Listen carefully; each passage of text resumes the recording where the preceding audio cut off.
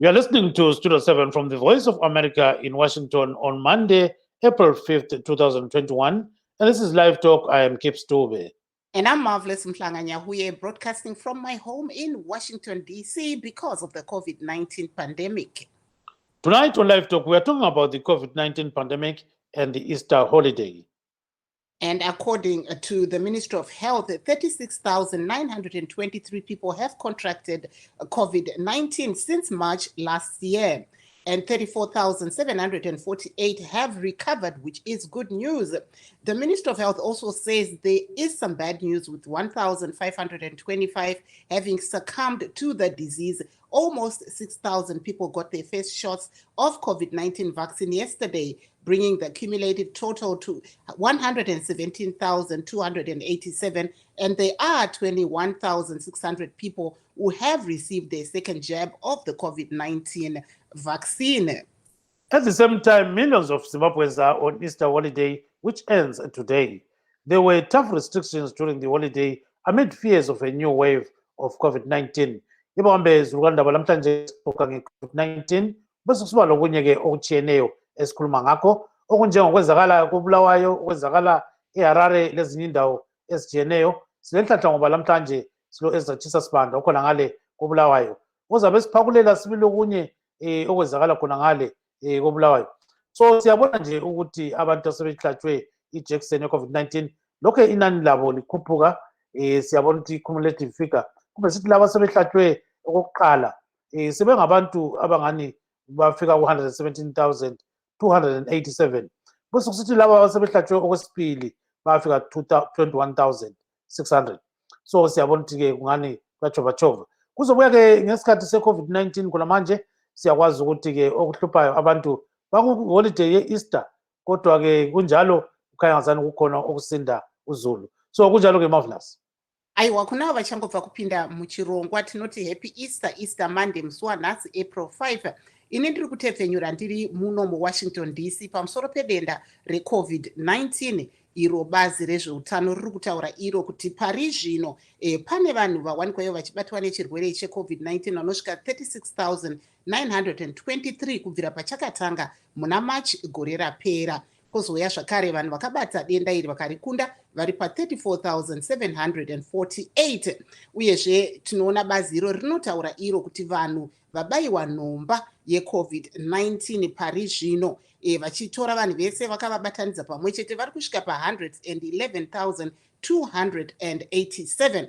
Kozouya zvakare avo vabayiwa ivo nhomba yavo yechipisi, sezvo nhomba idzi dzinouya dziri mbiri, vasvika ivo pa21,600. Saka ndo zvimwe zvatichange tichitarisa zvakare kuti vanhu vari kuitei pazororo rino reEaster, apo takaona mutungamiri wenyika vaEmerson Mnangagwa vachiisa ivo mitemo yekuti vanhu vasawanikwe vachiungana vakawanda, uyezve kuti vana vari muzvikoro kumabhoding vasawanikwe vachibva vachienda kudzimba dzavo, vaberekiwo vachinzi vasaende kunoona vana vavo. Saka ndo zvimwe zvatichange tiri kukurukura, uyezve tichida kunzwa kuti ko vanoita mabasa ekutengesa mumigwagwa vari kuzvifambisa sei. Taita rombo rakanaka tine mutori wedu wenhau Ezra Chisasibanda aripo iye zvinezvi ari kutotiratidza zviri kuitika. Gibbs. Yes, ila ubaba Ezra Chisasibanda in Bulawayo, where he is actually at a market downtown Bulawayo, where there are a lot of vendors who are actually not celebrating Easter per se, but are actually eking out a living, because they are saying every day they should be on the streets. So I think Ezra can hear us now. Ezra Chisa, how are you, sir? All right, how are you, Gibbs? How are you, my brother? I'm okay. Happy Easter. Happy Easter to you too. Thank you very much. Around Bulawayo and most cities in Zimbabwe, a lot of people not celebrating Easter because of hardship. There was a lockdown because of the COVID-19. So many people decided to continue working when the lockdown was lifted. So it was a rush of people coming here. As you can see, most of them, they're actually here trying to sell their wares. Look at this whole street, Fifth Avenue in Bulawayo. It goes about 6 streets. There are people selling different things, but selling almost the same thing. Vegetables, potatoes, you name it, trying to earn a living. They are saying, yes, Easter is a holiday. It's for families. But how can I survive without eating anything? How can I survive when my children are suffering? So they come to the streets. A day, some of them, they make an average of about $1.50 to $2 if they are lucky. They are selling most of things at 20 bond. But as you can see, this gentleman here, this gentleman here, this is the bond he sold. This I'll show us the money. Yes, yes. What are you doing here, Taban? Yes, Shela, what you think? Namhlanje Easter. Why are you here Easter? Hey, ndandithenga amatamatisi ngisamboti ngahlala phansi anti ukunzima ngahlala phansi ngoba lapha entengile emuli ngiyela ukuzisebenzela ngezandla zami kunzima kufanele ndisebenze ukuze imuli yami iphile ndiyasebenza ngapha mbalekela amapholisa kodwa antshonthi kodwa imuli yami iyaphila ngakho enkwenza kuncane. Yes. Tabana says it doesn't steal, so he's working for his family, so he comes here to try sell and earn a living. Before going to the other grandmother who is here, there's a lady who is selling and there's got a customer now, as you can see. Sisi, marikutengesa cheaper. Tengesa mbambaira. Unozvani? Nonzi Shamso Mapoto. Shamso Mapoto, urikutengesa mbambaira. Nasi izuva rePhasika Easter. Ko seiko muri kuno musina kuzorora kumba? Akutambudzika. Chii chanetsa? Mari hatina, hapana vanotibetsera. Hurumende yakambopindira ikati ichatipawo mari dzeneti 1. Mari dzacho dzakangoya kamwe chete dzikaguma. Saka iye zvino tiri vanhu vari kungotambura muno musiriti. Tiri kuzama kuti titengese, asi totengesa zvinhu zvakangofanana. Mari hatisi kuiwana. Saka mukaita rake munotengesa zvinhu zvemari ipi? Totengesa kana kuti $10. $10. Taura namabvirasu. Makadii mama? Yes, papi. Makadii. Ewo makadii. Aiwa tiri wadi muri yenyu yakakura sei uyezve pari zvino muri kuzvigona sei zuva nezuva?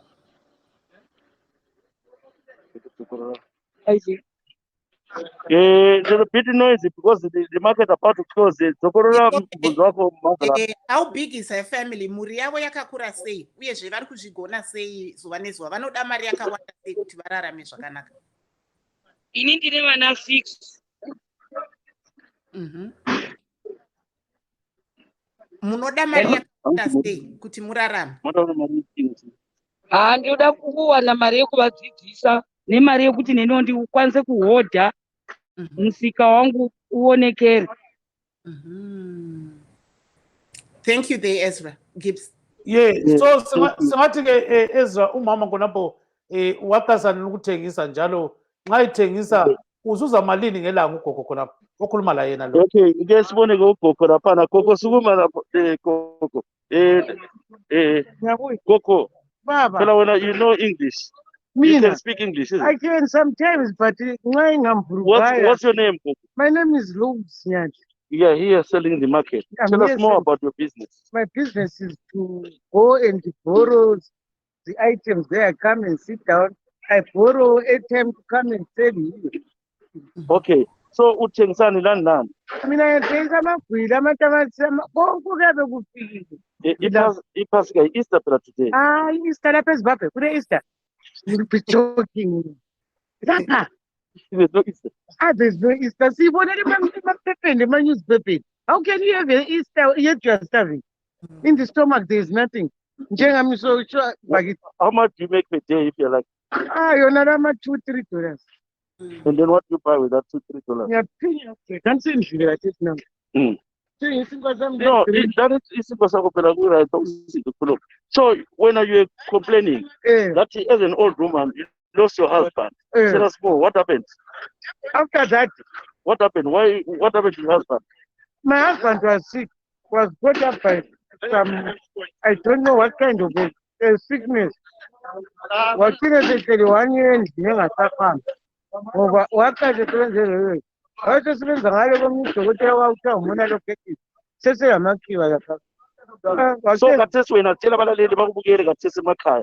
We know to put on a lot of it. I look for them and so but I went one, I'm a person. I want to go to the room. I'm a person.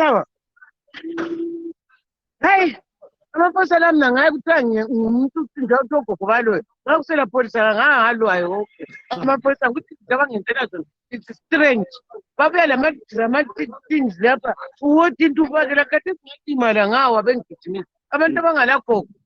Okay, let me explain to Marvelous here. Marvelous Ukoko lost her husband some years ago, over 25 years ago. She's not receiving any pension. She's not receiving any social care. He is trying to sell here. What happens? The police officer, the municipality, and the ZRP, they come here, chase her around, taking all her vegetables. She fell sometime last week and is injured.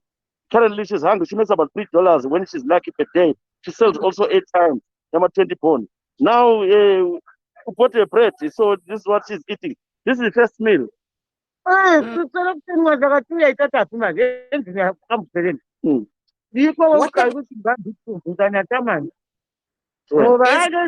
why you want to social care? You want to money? I don't know. Bas padizela pulwana uthomba ninyoni lo imene minister.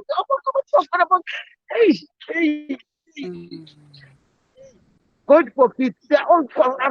Katabona ngomntana abaningi basuka basiyagezisana labantu ngale. Bebalekela khona ukudubulula mina ngathi I will stand for it and I will stand for it. Ngoba nami iZimbabwe lengiyami ngayilwela. You fought for this country. I fought for this but I'm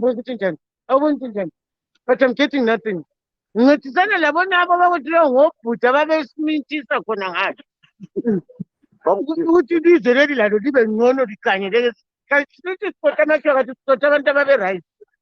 Thina sasidikila ngalo. So you believe if black person is worse than a white person? Hayi black person vele. Ngakungabantu lokhu amakhankala lapha. Hayi sibenzane lokhu izinto. Hayi kuthiwa labi ngcono ngoba la ngale sasibamba siya. Hayi pheze amachonxa enathi thina. Futhi bengalahleli phansi afika kunike. Okay, Ukoko has got no support to do no Marvelous. So ukuthi uthe angancedwa njani Chisa ngamafutshane khona. Wena any help ufuna ukuncedwa njani? Mina sengifuna ukunceda sekungaceli lapha abantu balapha abalomoya omubi. Kugcwele ama-taxi la bangakuthi sicela kithi imali. Baqamba amanga bethu bazanceda njalokhu bona abangijela khona bembhalisa amanga la behola ngebizo la. So ufuna ukuncedwa ngani? Mina sengifuna ukuncedwa ngokuthi impahla into yabona ngijajukile sibani. So impahla ziphi? Khanya ngihamba amapatapata abanye ugogo bematshetshi bagqoke izicathulo amaqwa mina lami umkami esaphila ngangigqoke impahla ezinhle khathi sikangehlula konke lokhu sikangehlula plus lokugula ngiyagula. So okay uyagula so amathambo lapha mpokuhamba nje mina moving skeleton ngafa kudala ntonto uwela phansi okunye ngezelela luhlupho lolesiletele bona lapha abantu basikhokhela what are they doing? Basikida ngani yethu thina mina njami lapha emboni ngani ngiyethu ngidukisa kakhulu ukudlula bonke abantu ngoba abanye ugogo kade sibahlezi but mina ngilokho ngibuye emgwaqweni thina ngizogijimisana labantwana abancane shona ngidekisana labantwana abancane abalala nhlonitho babuye babuthe bagoqisana lambahambi. So kuyini okungenziwa ngabantu ukuthi bancede ugogo Chisa? Kuyini okungenziwa? Mina ufuna ukuthi abantu bakwenzele khona ukuthi bakuncede ngani abantu abaningi imali lami ngothi isikhathi esizwa ngingasahlali lapha lami ngibuye lama-truck ngifake laphana ngodisi. Impahla lezi amapholisa azakuthathela. Hayi asoze ngithathele. What are you going to do? Asoze lami izadiza phela lapho nxa abaphila nti naphana bayebahodisi. Lami ngizabe ngitiza khona okho abakutiza. So the police officers and municipality they ask for a bribe. Yebo donkile ezivela nti inkosi ziphila ngakho lapho kathi bahola malini bahola ku-government babuye bahole kithi ngoba le-government yakhona is very poor ayilalo ungatominisa behlule kubhadala lapha abahlala laphana esitezi lapha behlule kubhadala irent imali bayithatha. Yes, so hayi sesimzwile ugogo-ke akutshela uMarvelous ukuthi ugogo uthini khonapho ezwe. Okay, Marvelous, our grandmother here, can't you name is Rosinyati, as I told you, lost her husband, but the struggling doesn't get any help. So when he tried to sell, the police officers and the municipality they take everything. She sells airtime, she sells vegetables, and what she's saying is that she needs help, urgent help. She's not well. She wants to order like other people here and try and sell many things. But now, what she ordered is just for $5. So whenever it does well, to get around $3 or $2 a day. But the problem is when these people who are corrupt, the police officers and the municipality come in here, they demand a bribe. What she does, she doesn't have the money. So she has to surrender all her vegetables just so that she doesn't get prosecuted. When she surrenders that, they will go. Then again tomorrow they come for the second time because these police officers appear to be poor. They don't have money. So she's appealing for people to help order so many things, and they'll be taking her stuff and selling a few in case they take it away, but she still remains with something. Yes, Chisa, I actually talked to the municipal, that is Bulawayo council, which said that they are going to investigate some of the people that are said to be receiving bribes. So at the end of the day, the council is actually committing itself to that. So we see that the grandmother is actually eating some bread there. So what is the last word, Chisa? The last word yakhe? Ufuna ukuthini kathesi ungahambi? Tshela abantu bakulaleli bakubukela. Khathesi Yeah, ku-Studio 7 ngicabantu la. bona ku-Studio 7 mina into yabona ngakhalalwa ngabantu lapha enqemla kabanceda anti babe sithi ngo-MDC. Bayasithi nge-MDC. Mina vele phela abantu balapho bangizondela khonokho ngoba ngangitshona mbatshela ngisithi mina lathi ulo umfana omncane uzangena uthi lathi ufuna ukutshintsha impilo yethu lathi sasincedisa sigqokoqwa kwahle kwaba yi-greatest work. So what uthini ebantwini? Nina ebantwini kathesi Ucingani? bayabangiphathisa shu bangitshela umuthi welokhuzini wamathambo ngiyazigulela umuthi wokukhwehlela lokurabha ngifele lami ngilemithi njengalaba balemali laba abalemali abasponsor lami ngithola amadona kwenzela ukuthi lami bambone impilo yami sitshintshile ngithole lami ozanginika imali yokuthi ngihambe ngiphume ngenyanga abazulu laba engithengisa labo bangihambele enyanga bayembhadela i-truck ngizidlaye laphana ngoti. Yes, siyamuzwa ugogo sibili ukuthi ngabonga lezi igqoko khala kathesi akubatshengisa abantwana babonile babonile anti abona amaphatha uyalibona likwande leli ngiyehlele ukuthenga umuthi lwana wokuqeda amakwande angiyi kuyadona. Alright, siyabonga. Siyabonga kakhulu gogo, sinethemba lokuthi abantu bazamncedisa Chisa. So akudinga omunye khonapho-ke oseduze ukhulume laye usitshengisa njalo le mpahla ezithengiswayo khonapho. Lapha sesizwe baba khuluma kunjani? Asixoxele wami kunjani? Ngiyakwazi elivala kukhulume masinyane kanti iPhasika uyidlalela emgwaqweni uhamba njani? Ludubo siyahlupheka vele thina silazithola. So usuthengiswa ungubani? Angithengisanga vele anginasenti mina nacha. Namhlanje weze emalini? Namhlanje ngithenga 16 usa. Utshayele phela imali namhlanje. Angayihluleka lokubhadala amaklabhu nemali zestaff anje istaff ziyadura. Istaff ziyadura. Okay, tawula nithi shona zakari munogona shona. Khuluma la ngishona. Denzi maicha. Okay, saka muri utengesa pa Easter. Utengesa pa Easter kutsvaka mari zvakatiomera. Okay, Dubu busithi labana. Wothi Marvelous akhulume la usalukazi khonapho ngamafutshane. Okay. Marvelous. Makadi mama. Tofana makadi yeni. Hayi watiri wadiko dambudziko iri reCovid amuzikunga here. There's a track, sorry Marvelous, is stepping here. We kuno kupita kushetera ikuno. So mozo mpoto. Yeah. Mira ipa. Mira. Taura Marvelous. Dambudziko reCovid amusikurichka here chirwere chiriko ichi. Chero tikarisa hapana zvatingaita zviri nani hedu kuti tiurayiwe neCovid pano tiurayiwe nezhara. Vana havana chekudya isu hatina chinhu mari dziri kutinetsa hatisi kuwana kana 100. Pari zvino mhuri yenyu yakakura sei? Uyezve munoda rubatsiro rwakadii kune vamwe vakateerera pari zvino?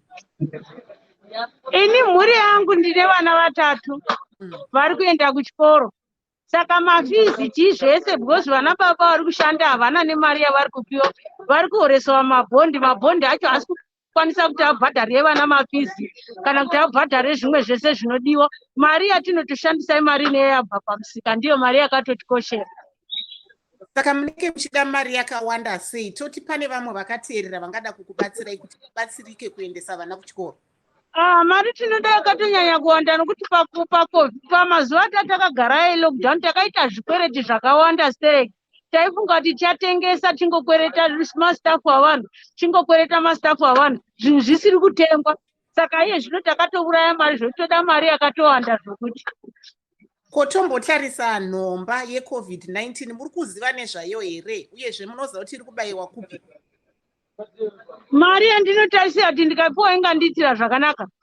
Eheko nomba yeCovid-19 muri kunzwa here kuti Ndikawana 1000 user inenge iri nani ndinombokwanisa kukavha ndikahodha nestafu yangu iwande because yenu handisina kana nestafu. ko panyaya yenhomba yeCovid-19 muri kuzvifambisa sei? Muri kuziva here kwairi kubayiwa? Ndichanyanyi kuvaonzwa zvakanaka. hanzi nyaya yeCovid-19 munofambisa sei sezvo mune COVID-19? COVID hakuna. Isipo pano patiri hatisati takamboona kana mumwe wani akaurayiwa neCovid. Chingatiuraya vanhu izhara.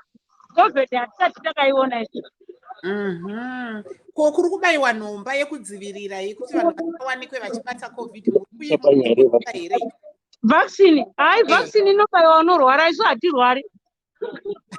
Kuti unobayiwa zvakaoma kana usingarwari because hauzivi kuti uchibairwei.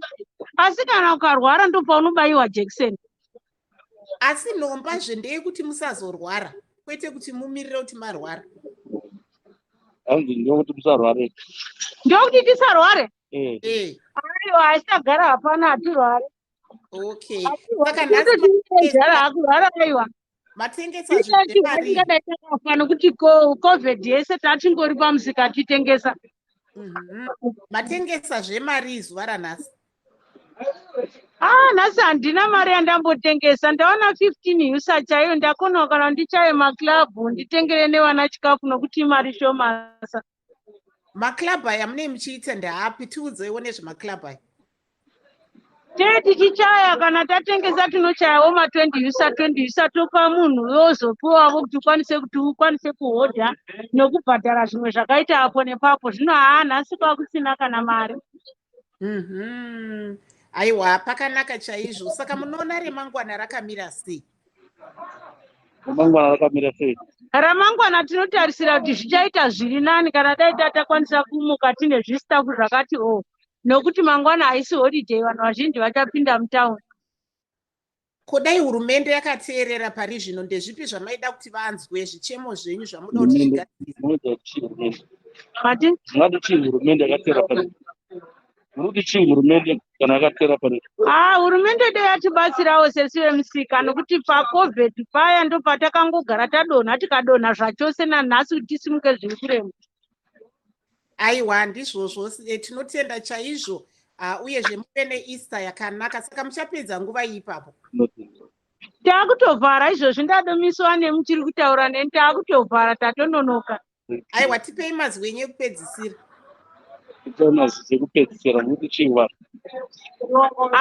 Hapana hangu zvandinogona kuti nditaura, asi ndingotaura zvakaoma zvisingaiti. Zvinoti kuomerawo nesu mavhenda zvoti vemabasa zvikuradza zvakaomera vanhu. Hapana chakambonyorovera kana. And Chisa, how much does she make per month? How much does she make? Do you know? Chisa? You mean the lady? Yeah, Baba.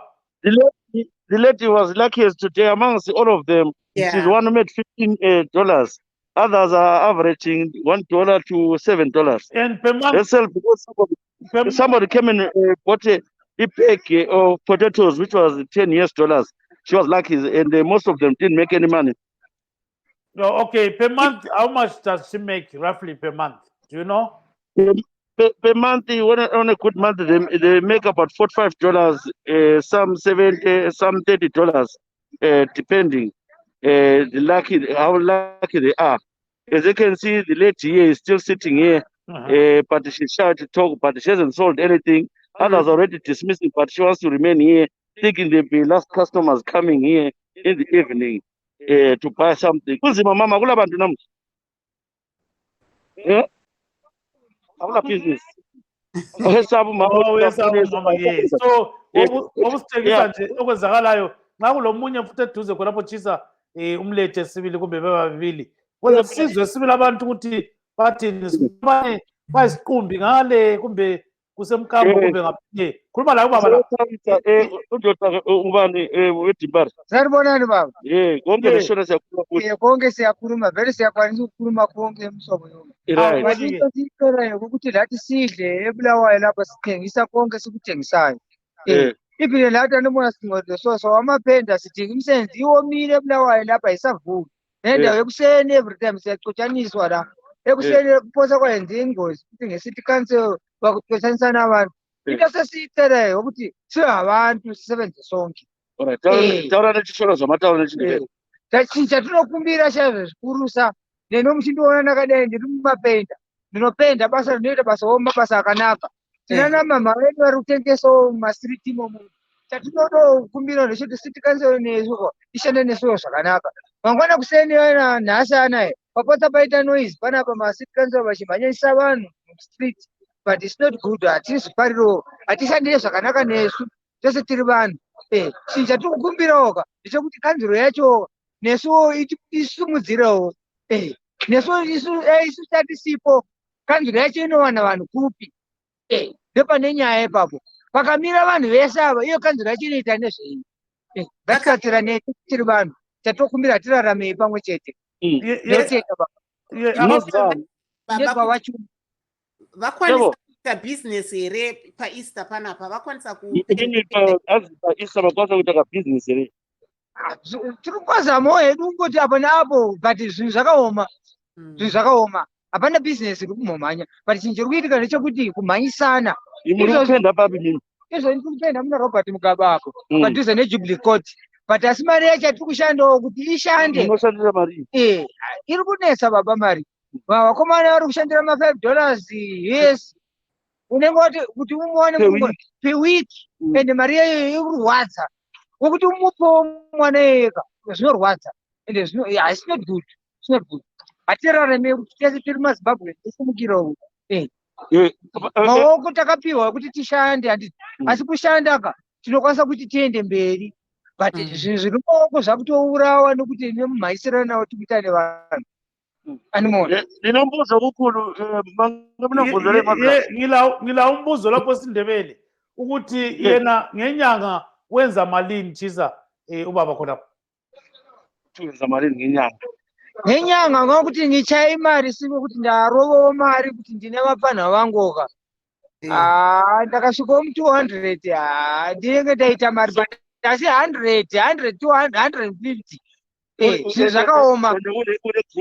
Ndine group yepeople yandinenge ndinayo vakomana vandozopedzera vanitiza ndosara ndiri 1 saizvozvi nhasi vapana vaenda vakatotiza vakazigara mubhadhari asi basa riripo but asi mari haisi kuwanika nenzira yacho asi mari irimo asi nokumhanyisana kuitikana vanhu hakusi kuti tiwane mari. Taura naye Marvelous. Kumbira kuti tiitewo mari nekuti kwamuriwo kumusoro zviriko tinoda kuti tese tisvikirawo. Ko havasi kutya here denda reCovid-19 iri uyezve vari kuziva here nezvenhomba yeCovid vaccination?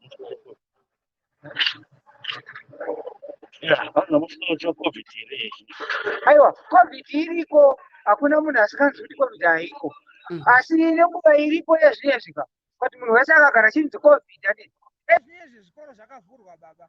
Tida kutaura chokwadi bhuku remwana rechikoro rikuita 4 years 400 ukasvika panguva yese unosvaka textbook apa ndikutsvaka textbook riri kudhura apa ndikuda counter book riri kudhura zvese zviri kudhura asi zvatoda kutaurira ndezvekuti tese tiitirana zvinhu zvakata sei tese tiende mberi izvo chikoro izvo chakavhurwa ka asi matextbook hakuna kuchikoro ari kutsvagwa neni baba futi ndikuda kubhadhara futi wakomana ungapi nkosikazi?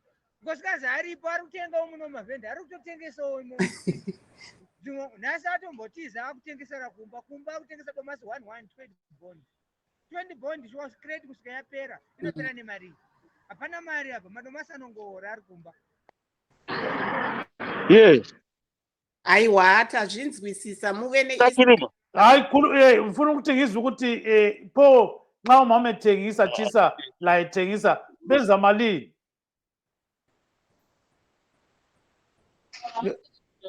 Hello Ezra, uyangizwa baba? Thank you very much. Thank you very much.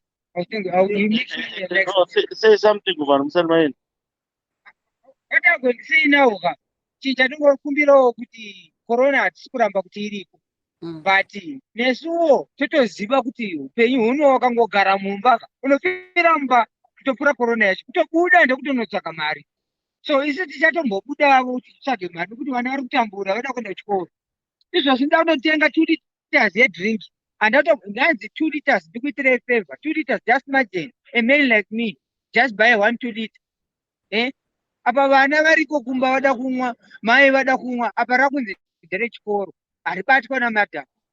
Jara kuti ndechikoro. Vana vari kutofumbira izvi ndozvati kutomhanyira izvozvo, kutomhanyira dhiriki revana. Isi enough is that. Tokumbira kuti zvinhu tulita shuwa, baba vakaita senuwo shuwa chitengawo tulita. Ko madhem anomwei, madhem havachabati vakutya kuti dhiriki remwana wechikoro. Upenyu hwakaoma vakomana, hatirarame tese. Thank you. Thank you.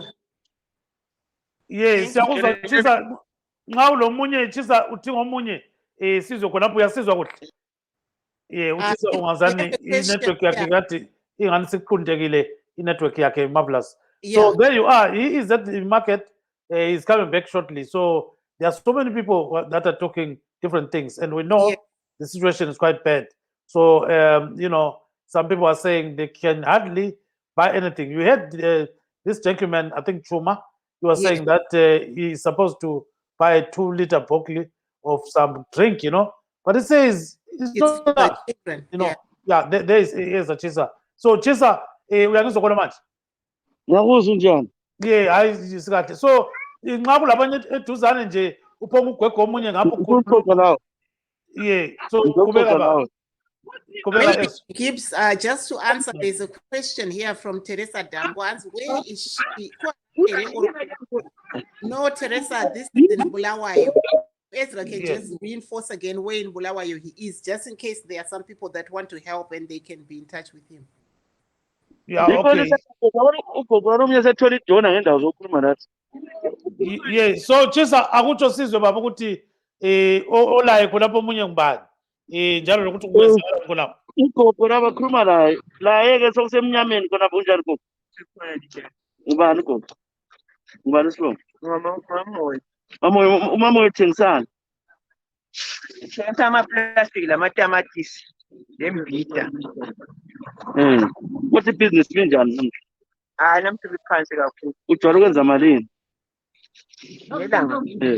Akuya ukuthi staff sakho siyahamba hayi how uthengwa yathenga udongo ama-10 kodwa 10 years 15 years.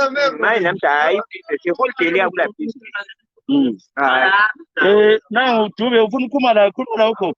Gogo unjani gogo? Ngiyafika ngizokuyasuma. Ungaphi gogo khonapho?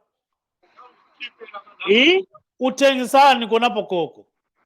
Ngithengisa amatamatisi lembida. Namaplastic okusevela. Manje yangena yini imali gogo? Mbijana kusela imali eZimbabwe kathesi. So kodwa ukuthi uncane yakuthola. Lamhla uchaye imali enganani? Hayi namhla bengela mali. Ngene ukhona kuma-7 hayi imali bengekho namhla. Nxa kule mali usuku ongathi nxa kule mali uyabuchaya emalini? Nxa kule staff kuhle kuthengwa uyathengisa nxa kuyi-10, 15 rangeni. So kuyakuphilisa kuhle khonokho? Khonokho ukuthi ungalali ungadlanga kodwa sonke engakuphilisa kangako. Ule muli enganani gogo? Uthini? Imuli yakho inganani? Imuli yakhe inganani? Abantwana abangu-4, abazukulu abangu-4. So manje kuyaphileka yini gogo? Kuyaphileka? Bazila konke okuncane ukuthi baphile kodwa awusiwo unjengawakudala hayi. Khuluma la ichisa khonapho, khuluma la ugogo sibili. Manje khathesi sokusiba mnyama uyathatha isikhathi bani awusuzubani uhlala ngani? Cha eMagwegwenoti. Magwegwenoti uhamba ngani? Ngebhasi. Uthatha isikhathi bani? Khathesi sesitshayile. Selitshayisa la? Okay, abantwana bonke abathengisi nguwe wedwa othengisayo? Hayi ngedwa othengisayo, hayi labancane basuke bayafunda. Abantwana abanye bayenza amaphistoli. Okay. What is saying here is that things are tough. She sells the plastic bags. She also sells the tomatoes. Today she made about $7. On a good day, she makes about $10. So she comes 2-3 times a week to try and come and earn a living. It's got about 4 grandchildren and 4 children. All of them are not working, but they've completed school. They are later in the streets, and some of them are doing the so-called piece jobs. Marvelous. Saka pane vamwe here varipo ipapo vanogona shona timbonzwa zvakare. Apo tiri kutaura isu nevamwe vanoita tamutsvaga rekataura nabhuti wena unjani for to be somebody For what? taura heni nototaura nezvokuti nhasi Easter muri parapa USTBC unosvika chii hapana zvaunoita haukwanisi kutaura. Okay ari kutengesa manewspaper bhuti but scared kutaura. Ndizvozvo vamwe vanotyawo. Apo tiri kunzwa kubva kune vanoita mabasa ekutengesa mumigwagwa kuBulawayo. Tine mutori wedu wenhau Ezra Chisa Banda ariko ikoko kuBulawayo, akwanisa iye kunge achibuda achinoona kuti vanhu vari kuzvifambisa sei panguva ino yezororo reEaster. Tiri kunzwa vazhinji vari kuchema vachiti chanyanyoita kuti vabude inyaya yekuti vada kutsvaga mari yekuti vana vadzokere kuzvikoro. Tanzwa vamwe baba vanga vari kutaura ivo kuti vari kutotenga lita redrink, asi drink iyi ichange iri kunwiwa nevana chete vechikoro kwete ivo nemudzimai wavo. Saka tiri kuenderera mberi tichitarisa zviri kuitika pari zvino. Kubeka Chisa.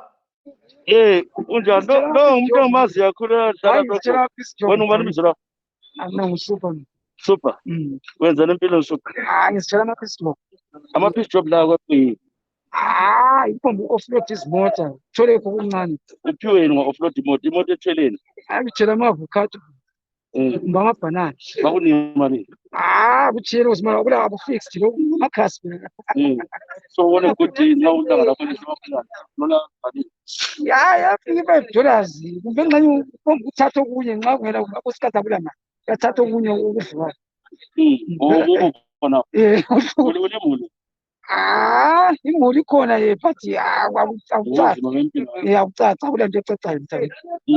So zahlalisana so offload izinto sakwazi okusazi uNkulunkulu lokho kwakithi eZimbabwe khona okusazi uNkulunkulu kunzima obukhulu akunzima vele kukhona akakho umuntu ongakuboni uyasazi kodwa ivino isipofu uyabona because la yami zethi alisho ubuzima hayi ngiyabona kunjalo khona bra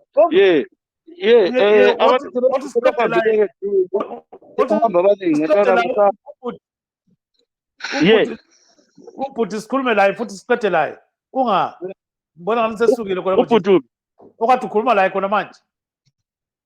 Nangu la khuluma laye mntama unjani kodwa uthini yabo njani Mr. Two Nomphilile akungitsheleke ukuthi wena ngokwakho imuli liyenelisa yini ukuphila ngakhona kokuthola ezitaradeni.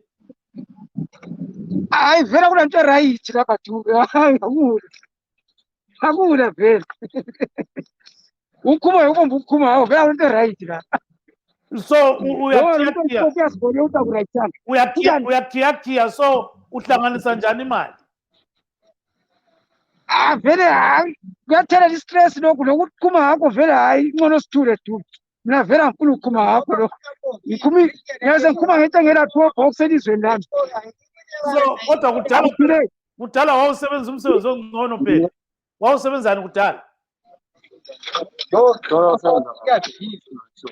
Angangisebenza kwenye ishophu kudala but yasivalwa. So wasusenzani ke mzawami? Yikho kwahle kwaba njengakhona lokho osokuyikho kwahle kwaba yikhona lokho yikho sengiyikho khona lokho kunzima baba. So ubona ngani pho kuyagcina ngani ukuhlupheka lokho? Njani ukuhlupheka lokho kuyagcina ngani baba? Lokhu sofuna ujaja kuphele ngenele lokho thina amaZimbabwe singakwanisa sodwa sofuna yena siqoqe yena. Marvelous. Go right. Hayi siyakuzwa kakhulu. 2 liter wakaipa ndiri kunyeba vanochikora inione mukadzi akatomwa totoresa dhiringi remwana uri kuona huku ndatotenga 1920 asi ndatenga 10 handina mari zvinhu zvakaomako. Vana venyu vangani?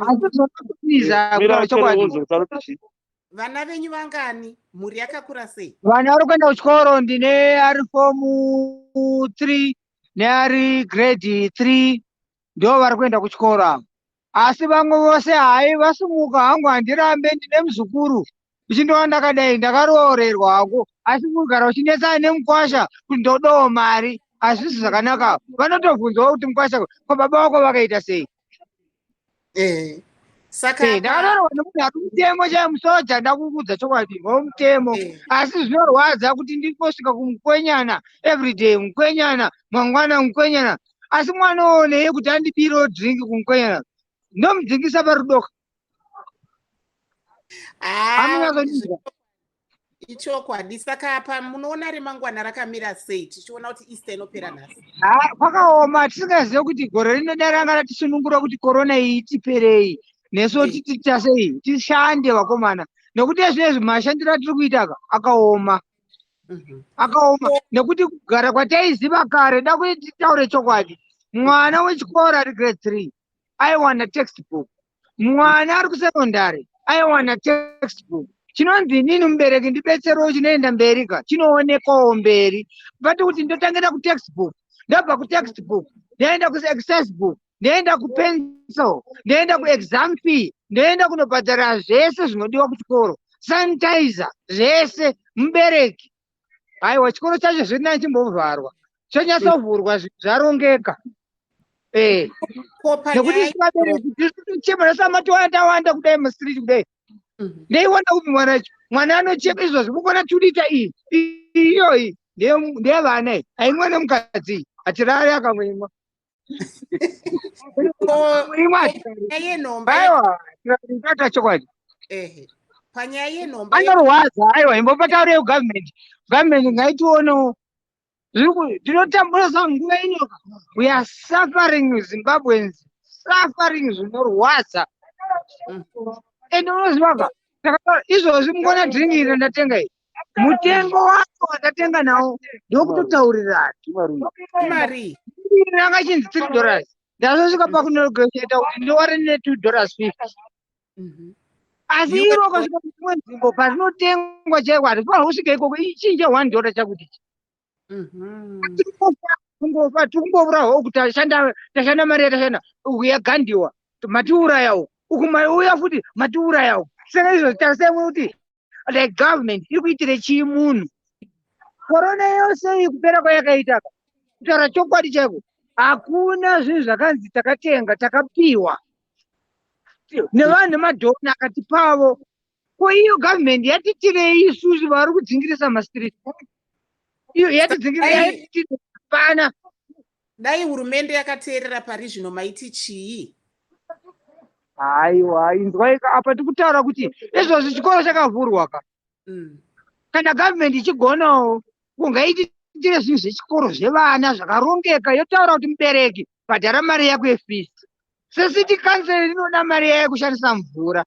Mvura tiri kugeza hatisi kuramba, tikuiwana tichigeza tichibhadhara mabills edu. Gotobva kufonerawo futi mangwana kuti aiwa mabills ako atikwirei, mboya kuno kumaofisi toenda kuti taura nawo zvinhu zvakaoma tichibhadhara shoma neshoma. Asi government haitauri, tinongopiwa chidhindo inotenga mabhuku. Aiwa, mashoko makukutu chaizvo. Ko panyaya yetaura zvikuru zvikuru tauraiwa taura chokwadi yezvino zvitaura. So uku munogara kudini? ndogara muBarang Green. BG Barang Green uko ndokandogara pamwana wangu anofunda paMontrose. PaMontrose apa ndopafunda mwana wangu mudiki uyu anofunda paBarang Green. Norwa akumuze neJackson Jackson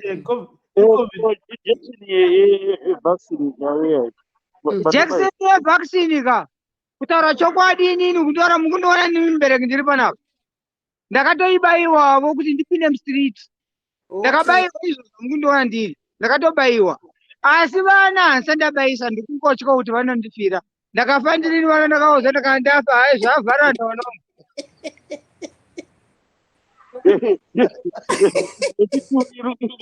Kana imwe nauya aiwa haichabvumi, haichadi. Aiwa haichadi, ndakabayiwa asika haichadi. Bye bye guys. Bye bye. Jackson inobayiwa kairi kuti ishande. Hayi vari kushanda aiwa kana handirwari. But ndinofana saka kubairwa inofanira kubayiwa Aiwa kaviri. ndakabayiwa baba. kadi. Ndakatobayiwa 2 times. Ndakatobayiwa, ndakabayiwa live. Ndinawo kana wachida kuona mapepers ndokurachidzai. Ndakabayiwa zvakanaka mushe batizo zvandakutotya manje ka. Kuti kana vakuenda kunamba 3 achaziva kuti ndakurwara ina ndirware.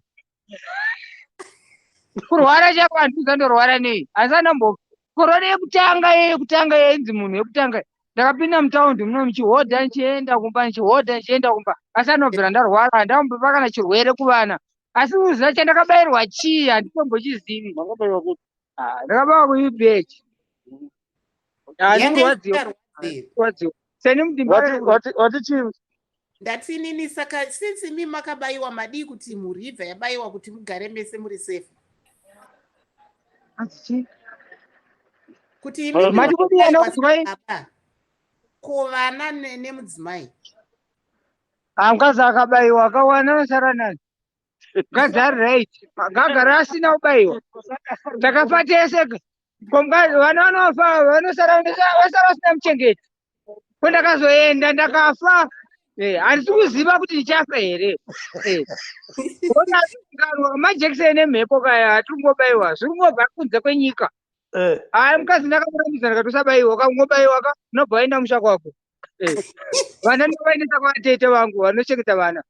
Vatete vangu vanobvira vabayiwa vakati havajabayiwa. Mukadzi akabatwa neCovid unozoita sei? Maramba. Hakozi haiwani. Dai akamuona akafa kare. No, kulungile Jesus. Okay, thank you very much. Okay. Yes, so I think this guy made our Easter today, really. Yes, so it's good that Chisa, you are talking to many people there, and ngabakhona nje abalutshwana ababili siqedisa uhlelo lababili nje singathaba kakhulu. Abasekho bonke abanye basebeyalayo bonke abesebaye abantu sebetshayisile duze njengoba ubona besogijima bathwele izikhathi zabo. Umoya Akusela muntu ulosisi lo wedwa ngiyalileyo ukuxoxa la. Mnuzana singaxoxa. Usuhamba. All right. Hayi. Abaningi bathi sebehamba. Bonke sebehamba usisi lo uthi esabo utshela nje ebusuku. Wesabani? Wesabo usisi. Yes. Angazi utshela ntombane ebusuku. He's scared saying people will come at night and they abduct you. I don't know who's going to do it. While you are looking, you can tell us the outlook of the whole situation there in Bulawayo, Chisa, about Easter and how people are doing. Like we said before, at the moment, they are vaccinating the elderly people. Most of the clinics in Bulawayo, in Kuluban and all that, I went there, there were some queues of elderly people coming there for vaccination. But the people, as we heard from them, they don't care about this Easter holiday. They say it means nothing to them. So this is why they're in the streets here selling. Even when I went to the western suburbs, people that don't care. There were no churches. Few people went to the churches, but everyone else. It's not the Easter holidays which you remembered long back ago. People didn't travel to homes. They were advised not to travel. So it looks like the people, they follow the guidelines. But if you come into the Zuko buses, they are packed with people, so there's no social distancing at all. And a lot of people are saying they don't care about COVID because they are as good as dead. So most of them say they won't take the vaccine. We'll wait when the government set out another COVID vaccination where they will cater for the younger ones. We'll see whether people will react. But at the moment, only the elderly people went in to take the vaccine because they were encouraged. There are actually adverts running on radios and TV here to say all the elderly people should go for vaccination. Some of them decide to hide. The young ones are saying they are not going to treat. As you heard them say, they don't want to die. They know that they will die in 3-6 months' time. So ngesintu sibila kusitshele Chisa ukuthi kwenzakalani khonapho ngesindebele. Konkuthi khapha njengamabutshana. Lapho kwamanje abantu bathe Easter bayisebenza weekend Easter bazahlalela bona bazenzela abafunayo. You can see the streets are full, people are driving around, but at the moment nobody cares. People are saying they cannot starve at home. they've got no money, they've got no food, therefore they'll come to the street to sell. They were locked down for a very long time, meaning that they've got they owe a lot of people money because no one cared to them. There's no social care. They were receiving no money. Kwakungena mari engenayo dube. So abantwana bathi ngcono ukuthi benzeni bazithengisele bazenzele abafunayo. Sibuya ku-vaccine abadala abanye izalwazi amaxhegu sihambile ukuyavaccinatwa siyathola but abaningi bayala bathi bona into le yababulala bezwe ukuthi iChina ifuna ukubulala ama-Zimbabweans bafuna ukuthena ngayo ukuthi babone njengama-guinea pigs so abayithatha i-vaccine abasoze bayithathe. Marvelous. aiwa apo tiri kunzwa mutori wedu wenhau ari kubulawayo achitaura iyo mamiriro akaita zvinhu muguta irori. Tanzwa vanhu vanga vari kutaura pfungwa dzavo pamusoro penhomba yecovid-19. Tanzwa vamwe baba vabva kutaura vachitauravo kuti ivo vakabayiwa nhomba iyi asi vanga vari kuti vari kutyira mhuri yavo, asi vana mazvikokota ezveutano vanoti zvakakosha kuti kana mumwe womumhuri abayiwa mhuri yese ibayiwe kuitira kuti vanhu vawane iyo yavanoti herd immunity inozoita kuti kana wabatwa nechirwere ichi masoja ari mumiri mako awanikwe achirwisa denda iri recovid-19. Saka ndo zvimwe zvatanga tiri kuziya pamusoro pezvazvo. Tichitarisawo zvakare mabasa ari kubatana nevamwe vanoita mabasa ekutengesa mumigwagwa. Takanzwa vaSamuel Wadzai veViset, sangano rinobata iro richishanda nevanotengesa mumigwagwa, vachiti ivo vanga vari kukurudzira kuti hurumende ivhure mabhodha miganho yenyika, sezvo miganho yenyika inobva kuZimbabwe kuenda kuSouth Africa nekumwewo dzimwe nyika yakavharwa pari zvino. Asi zvakare vana mazvikokota ezveutano vanoti aiwa danho rinenge rakati nakei nekuti takaona second wave ichibva nechekuSouth Africa uko kune imwe mhando yecovid-19 yanga isinganyatsozikanwa strain yacho pasi rose. Gibbs. Siyabona ukuthi selinqunda amehlo khona manje seliyatshona ilanga chisa abantu ngazana sebesiya ngemakhaya. Kule curfew kumbe kume njani khonapho? I-curfew ikhona from 10 p.m. Ukubona lokho bekhona from 10 p.m. i-curfew ikhona but abantwana bayibreaker so ngo-10 p.m. kule curfew kuyabotshwa sili people bagcwele central. If there was time I would have gone there to show you the people who are locked up in Singathi ke abantu ababotshwa abaningi kangakanani? abantu ababotshwayo baningi kakhulu bafayindiswa ngongela fayindi uhambe ecourt. Baningi kakhulu abantu ababotshwayo after 10 p.m. badojwa kodwa abantu abaningi khanya banika amapholisa isibambiso inkohlakalo leyo yesigela emapholiseni sebalutshwana amavili aladlula babegcwala kathesi balutshwana kodwa ungabuya lapha ngama-past 10 abantu balokhu begcwele etown. So nxa sukhangele khonapho okungani kuhlupha abantu kakhulu kuyini chisa wona ngokubona kwakho?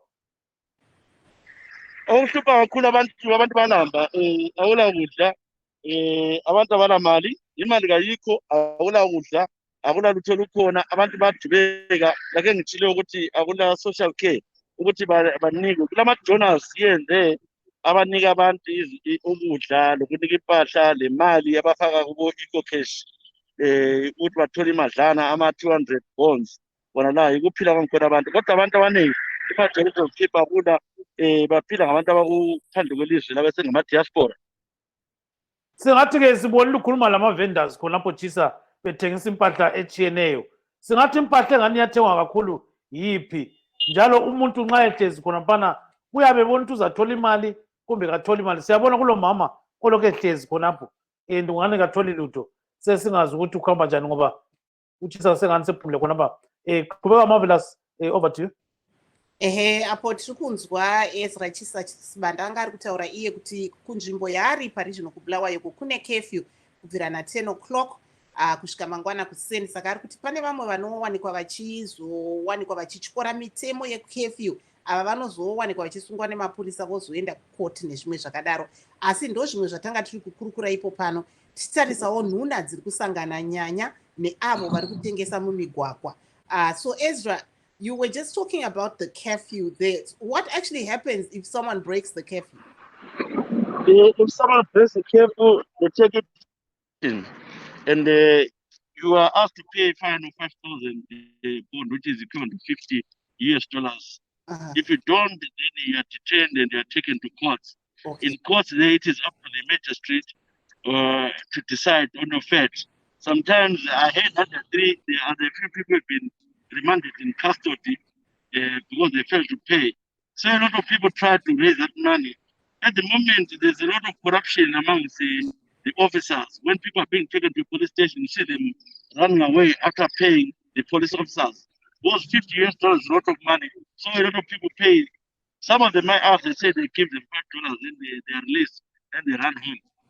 Mhm. Thank you Yeah. so So bulala abantu beview benza njani Chisa? Wenzani uChisa ke seqhumekile khonapha. So silokhu sokusele nje imizuzwana ethize ukuthi siqede uhlelo lethu Marvelous siyabe silokhu sithoba kancane sesifika lapha esisuka khona. Siyabona ukuthi ke abantu ngesikhathi se-Easter maningi kakhulu akade bengani befisa ukuthi babuye kwele Zimbabwe kodwa siyakwazi ukuthi iborder ivaliwe, so many people were complaining about that. So bengisabuza ke Chisa ukuthi abephula imithetho kumbe ngithi iziqondiso ze-curfew benziwani ba? Abephula imithetho bayabotshwa bahanjiswe e-police station. After police station nxa bengela fine lana e-5,000 or bahanjiswe court days, because within 48 hours they must be in court, and therefore it depends ukuthi method ukuthi yathini. Abanye bayavalelwa i-custody, abanezihlobo ezibhadalayo bayabhadala. Kulabanye asebephiwe insuku zokubhadala ukuthi banike 2 months to pay the fine bese bakhiphela ngaphandle. So nxa ukuthi ungavalelwa awukezwa ukuthi uvalelwa isikhathi esinganani? I missed that one too. I missed that one. Ye umuntu ovalelwayo uvalelwa isikhathi esinganani ngokuzwa kwakho? Umuntu ovala e-police station kumele ahlale not more than 48 hours. Engavala namhlanje ukuthi day after tomorrow kumele ahanjiswe e-court maximum. So owehluleke ukubhadala imali ke ecourt engahamba bamgweba isikhathi esinganani? So lo msindo uyaxoxa, so kule too many cars. Oh yes. Embuza ukuthi ke ongeniswe emntwandaba bamhlaba kanganani? Bamhlaba kanganani oya emthethwandaba? Uke wezwa ukuthi ugwetshwa okwesikhathi esinganani? Kulabanye amagwetshwa Qhubeka baba. So sibona ngazani ke i-network yethu ngazani iyaqhumeka lapho Ezra Chisa Sibanda angani ukhona. So siyabona ukuthi ke usendaweni engani ayila network enhle kangako. So ngibona ngazani uzama ukuphenduka khona manje ukuthi nje akuchasise okunye nje okulutshwane. Sibe sesiqeda ke uhlelo lwethu namhlanje lo Ezra Chisa Sibanda nguye kade ezibambile ikhona ngale ke koBulawayo. Siyabona ke Marvelous, siyabona ke kulabantu abagidayo sibili amaZion isikhathi sabo phela ukuthi betshayisa iZion bebhode. So ukuthi kutsho ukubhodabhoda konkhana ukuthi kuyabe kubhodelwana. So I think it's a tradition, right? yes. Messing around, Yes. you know. Yeah. So and I hope they don't get dizzy. I think they have a lot of practice because I've seen this being the same dance in Chipinge. And I suspect, they're the same religious group. But it's interesting because yesterday, actually Easter Sunday and today are very important in the Christian faith. That's when most people do that dancing because it's when Jesus rose from the dead. So, yeah. Yeah, so when we look at Easter here in USA, it seems to be different from what Zimbabwe's experience, right? Right. Yeah. I think we've got Chisa now. Chisa, can you hear me? Chisa, uyakizwa? Ukhanya ngazange ke Chisa Sibanda ngani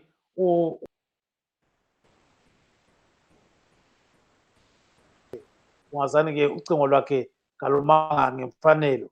So ke sizezwa ukuthi ke inkinga ingani ingaphi Marvelous, because he cannot hear us very well. But anyway, I think we've come to the end of the show. Today we had Ezra Chisa Sibanda, who was actually giving us a lot of information on what is going on in Zimbabwe. We are happy that we managed to get him, and he told us a lot about what vendors do there, and those vendors, they were expressing what they know they are doing there. So there's a lot that they are doing, and it seems some of them are really struggling to make ends meet. ehe tinotenda vese vanga vari pachirongwa chedu nhasi tanga tiine mutori wedu wenhau Ezra Achisas Banda ari kuBulawayo paRegional anga achitiratidzawo zviri kusangana nyanya nevanoita mabasa ekutengesa mumigwagwa panguva ino yeCovid-19 uye pazororo reEaster. Hayi-ke okwamanje sesiphuma-ke khonapha-ke sesichayisa umsebenzi. Signing off is Gift Dube in Washington, D.C. saying good night, Zimbabwe. And I'm Marvelous Mhlanganyahuye saying good night and happy Easter, and let's meet again tomorrow on Let's Talk Ngati Kurukurei. Bye-bye.